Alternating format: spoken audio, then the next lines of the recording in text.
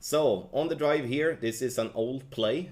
The only thing that we're doing here is that we're going to add a more in-depth push-up table to make sure that we are giving ourselves the best possible chance to always avoid any rough and sand. We have the bullseye pointing towards that little tree at complete max. Then we're adjusting max plus 10 P5 for a wind that is around 13 miles per hour. We're pushing up 7 rings with a pock 8.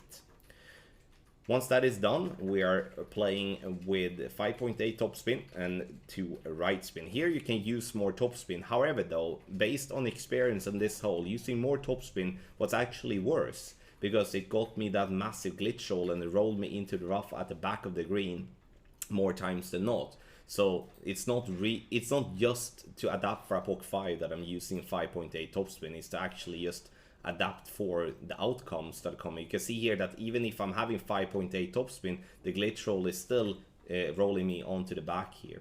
Max curl to the right and max OP with a slower needle. Have in mind that you can play this one with a luminary too. The only difference is that the needle will shake more. You can also play with a circ and then the needle will shake less. So if you want to go full complete free to play, then you can do that too. But I personally would recommend to try to have the wind around 12.5 and 13.5 miles per hour. Because that is where I do have the most testing, and there I can to 100% certainty say that if you execute correct according to guide, it's going to be a very good outcome as well.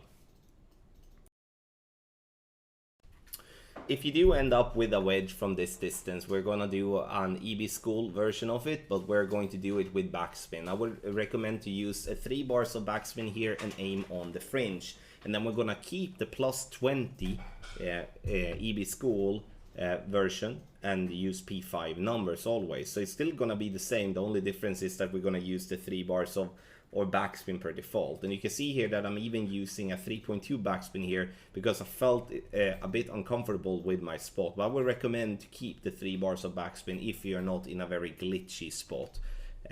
So making the adjustment, hitting perfect, and we're gonna get this ball to drop, which is good obviously, because we do want to lock in the eagle here. If you are behind the green, you're still gonna play plus 20 P5 numbers, but the good part here is that you're gonna have more or less a dead straight wind, either tailwind from this direction or in headwind on the back of the green. So the only thing to make sure of is to not get stuck into the rough. Get the guide on patreon.com/golfclashtommy.